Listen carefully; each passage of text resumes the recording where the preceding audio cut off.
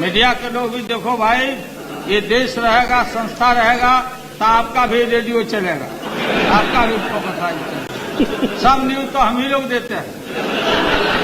We are creator of news. ये video सुना आपने?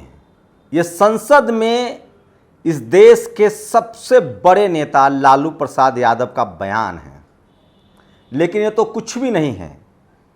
इससे पहले उन्होंने कहा था कि मंदिर में घंटा कौन बजाएगा, मस्जिद में नमाज कौन पढ़ेगा अगर आदमी ही नहीं बचेगा। वैसे आज लालू प्रसाद यादव जी का जन्मदिन है। उनको जन्मदिन की बधाई, उनको लंबी उम्र मिले, क्योंकि उन्होंने इस देश को आवाज़ दी है उन लोगों को जो शोषित वंचित समाज के लोग हैं। लेकिन एक दूसरा वीडियो देखिए आप। ये दिलीप मंडल इस देश के सबसे ताकतवर, सबसे बड़े, सबसे बारीक नज़र रखने वाले खबरों पर, जिसको देश दुनिया, इंटरटेनमेंट, फिल्म, बिजनेस सब पर पैनी नज़र है, जो इंडिया टुडे की नौकरी को ठुकरा चुके हैं, जो तमाम चैनलों में संपादक तक रहे हैं, उन्होंने एक लाइन में एक खबर कही है। चैनलों में हर रात होने वाली मुर्गा लड़ाई जब तक बंद नहीं होगी तब तक देश में अमन चैन कायम होना मुश्किल है। नमस्कार, मैं शंभू कुमार सिंह और आप देख रहे हैं नेशनल दस्तक। कल जो हुआ जुमे के बाद, उसके बाद जो हुआ, मैं थोड़ा सा आपको फ्लैशबैक में ले चलूंगा। इस देश में अंग्रेज थे, ज्योतिबा फुले नाम का एक समाज सुधारक थे, आप सब जानते हैं। उन्होंने इस देश के सबसे ताकतवर, सबसे समावेशी और जाति और धर्म को को अलग करने वाले, उससे ऊपर उठ चुके जनता के पालक एक राजा थे, शिवाजी महाराज, छत्रपति शिवाजी महाराज, जिनको आज हिंदू धर्म के लोग अपने प्रतीक मानते हैं। मुसलमान भी उनको सम्मान की नज़रों से देखते हैं, और शायद ही कोई ऐसा होगा जो छत्रपति शिवाजी महाराज को कोई ऐब निकाल दे। शायद ही कोई ऐसा होगा जो सम्राट अशोक में कोई ऐब निकाल दे। जब उनकी जयंती मनानी शुरू की ज्योतिबा फुले ने, उस शिवाजी महाराज की, जिनके साथ गद्दारी उनके राज दरबार में हुआ, तलवार भी चलाया, सब जानते हैं कौन थे, मैं नाम नहीं लूँगा। सब जानते हैं कि कौन उनको मुगलों के दरबार में पेश किया, सब जानते हैं। उसके बाद शिवाजी महाराज प्रतिपालक थे, वो जनता के पालक थे, और जनता के लिए उन्होंने पूरी लड़ाई लड़ी। जब उनकी जयंती मनाने की बारी आई तो इस देश में बाल गंगाधर तिलक साहब ने गणेश चतुर्थी की शुरुआत की, और पहला हिंदू मुस्लिम का दंगा वहीं से शुरू होता है। बाल गंगाधर तिलक साहब की मैं कई बातों से सहमत नहीं हूँ। वो कहते थे कि तेली तंबोली संसद में क्या करेगा। वो कहते थे कि शादी की उम्र बढ़ाई न जाए। कई ऐसी चीज़ें हैं जो पब्लिक प्लेटफॉर्म पर है। उसके बाद इसी देश में गुरु नानक साहब को मानने वाले गुरु गोविंद सिंह हुए। गुरु गोविंद सिंह ने 13 किताबें लिखी, 13 से ज़्यादा, बहुत सारी लड़ाइयाँ, 1 दर्जन से ज़्यादा लड़ाइयाँ लड़ी।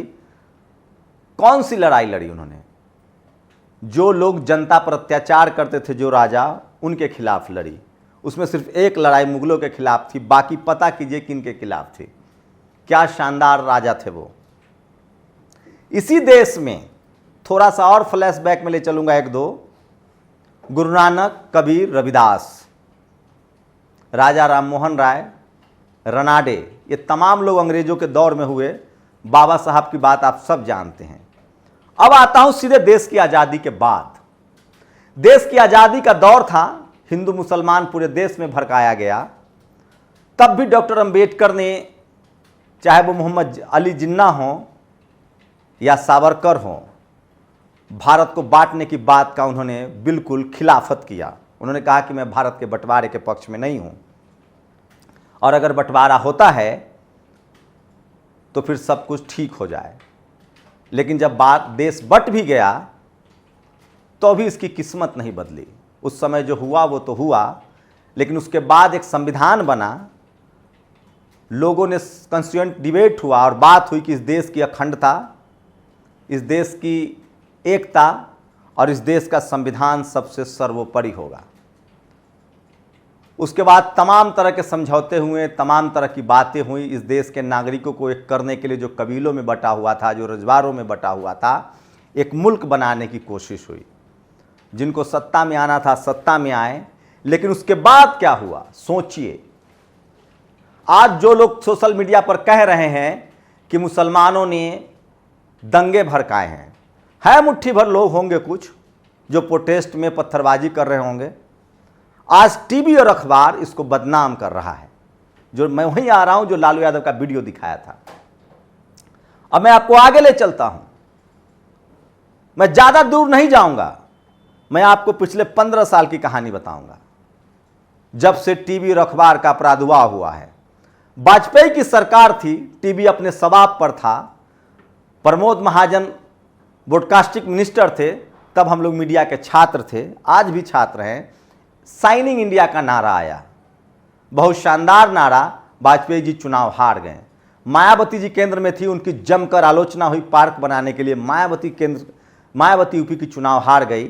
लालू यादव से तो हमेशा मीडिया का नफरत रहा, शिबू सोरेन से नफरत रहा, तमाम SC ST OBC माइनॉरिटी के नेताओं से मीडिया की नफरत जग जाहिर है।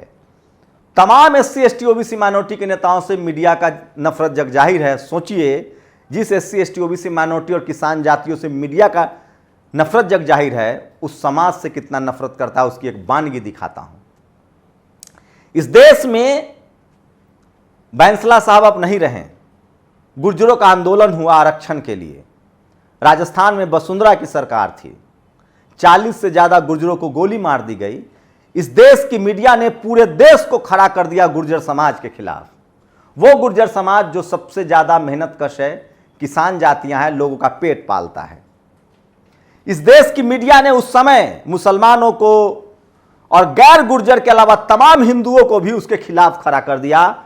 इस मीडिया में मैल्कम ने इसीलिए कहा है कि मीडिया में वो ताकत है जो दोषी को निर्दोष और निर्दोष को दोषी साबित कर दे, और यही हुआ इस देश में जब इंदिरा गांधी का असैसिनेशन हुआ। सिखों के खिलाफ इस देश की मीडिया ने पूरे देश को खड़ा कर दिया, और सिखों के साथ जो हुआ वो सब जानते हैं। 1977 के आंदोलन में इंदिरा गांधी का आंदोलन चल रहा था। 2 ऐसे आंदोलन हैं इस देश में जिसमें गोली नहीं चली, जिसमें किसी की मौत नहीं हुई, क्योंकि उस दोनों आंदोलन में जनसंघ और एक दूसरे आंदोलन में RSS शामिल था। वो भी बताऊंगा कि कैसे 1977 में इंदिरा गांधी के खिलाफ जब आंदोलन चला तो उसमें कोई गोलीबारी नहीं हुई, कोई मौत नहीं हुई। अच्छी बात है, कुछ लोग जेल में डाले गए, लेकिन उसको बीजेपी काला दिवस कहती है, क्योंकि उसमें जनसंघ शामिल था, वाजपेयी शामिल थे, नरेंद्र मोदी खुद को भी शामिल बताते हैं। और दूसरा एक आंदोलन अरविंद केजरीवाल का हुआ जब मनमोहन सिंह की सरकार थी। उसमें एक खरोच नहीं आई किसी को, कोई गोली नहीं चली, अन्ना को जेल में डाला गया, वो सरकार चली गई। लेकिन उसके बाद इस देश में जितने आंदोलन हुए सब में गोलियां चली, सब में मौतें हुई, और इस देश की टीवी और अखबार ने सारे आंदोलन को बदनाम किया। पहले गुर्जरों के आंदोलन को बदनाम किया, उसके बाद जाटों ने आरक्षण मांगना शुरू किया, जो कि उनका अधिकार है। सोचिए किस तरह से टीवी अखबार में खबरें प्लांट की गई कि जाटों ने रेप किया है, दुकान फूके हैं, उसको गैर जाट वर्सेस जाट आंदोलन बना दिया गया हरियाणा में, और पूरे देश के हिंदू समाज को, मुस्लिम समाज को जाटों के खिलाफ खड़ा कर दिया गया। इस देश में मराठाओं ने आरक्षण मांगा, इस देश की मीडिया ने उसको भी पूरे देश के खिलाफ खड़ा कर दिया कि मराठा देश के खिलाफ है, जो भी आरक्षण मांगे वो देश के खिलाफ है।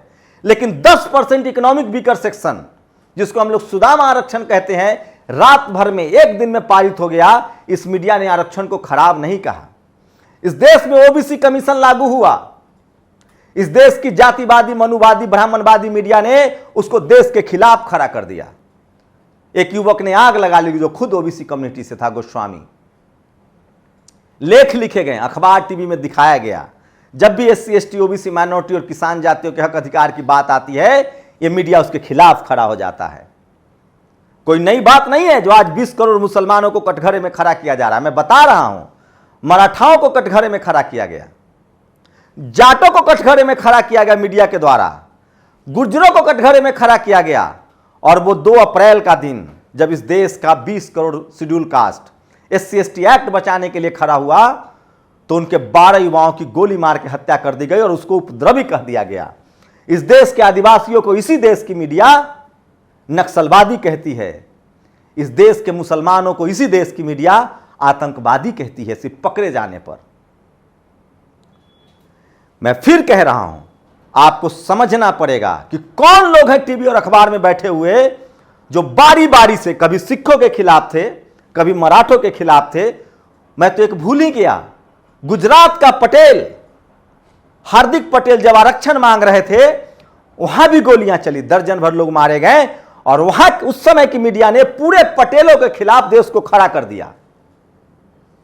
तो बचा कौन भैया? उसके बाद एक बड़ा आंदोलन हुआ सिखों का, सिख समाज जिसमें शामिल था, किसान थे, पंजाब के किसान थे, पूरे देश के किसान थे।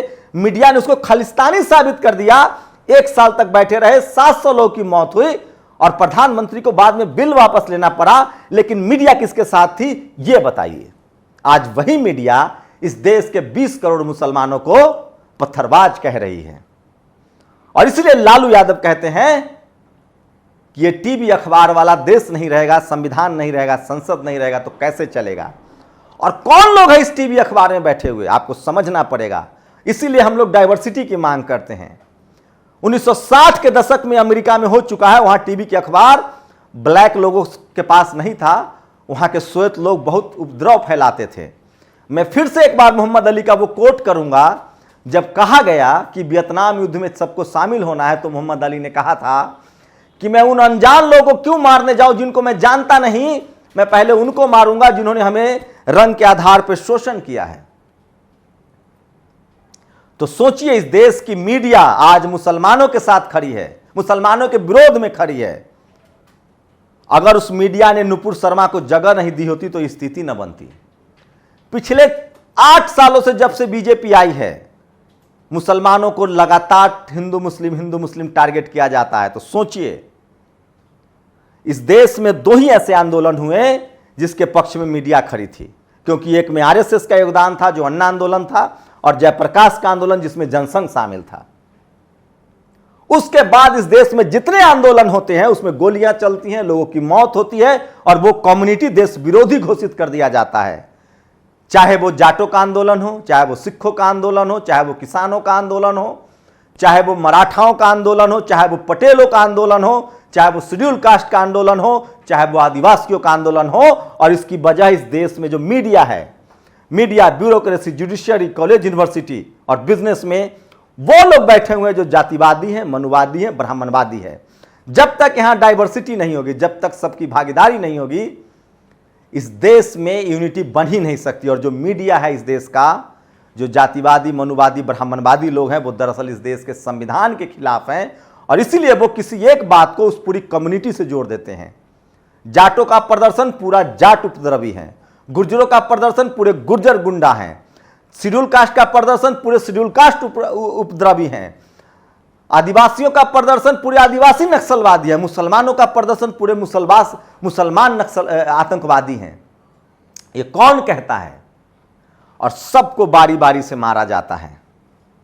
ये समझने की जरूरत है। और इस देश के लिए आज जो देश में हो रहा है, जो देश की अखंडता खतरे में है, जो देश सिविल वॉर की तरफ बढ़ रहा है, उसके लिए इस देश का टीवी और अखबार जिम्मेदार है। क्योंकि वहां एक ही जाति और धर्म विशेष के मनुवादी, जातिवादी, ब्राह्मणवादी लोग बैठे हुए हैं जो सिर्फ अपना हित देखते हैं। उनके लिए देश दूसरे नंबर पर है, उनके लिए बेरोजगारी नहीं है, माल्या अडानी खबर नहीं है, उनके लिए डेमोक्रेसी कोई खबर नहीं है। वो सिर्फ बांटो, सत्ता के साथ मिलकर बांटो और राज करो की नीति अपनाते हैं।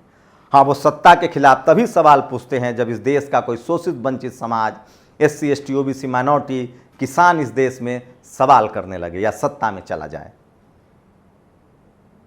क्या लगता है आप लोगों को? क्या आप मेरी बातों से सहमत हैं, असहमत हैं? क्या मैं कोई गलत बात कह रहा हूं? क्या इतिहास से नहीं है कि इस देश में 2 ही आंदोलन मीडिया को सूट कर, 3 आंदोलन मीडिया को सूट करता है। एक OBC आरक्षण के खिलाफ आंदोलन, इस देश में मीडिया को एक ही आरक्षण सूट करता है, इकोनॉमिक वीकर सेक्शन का आंदोलन।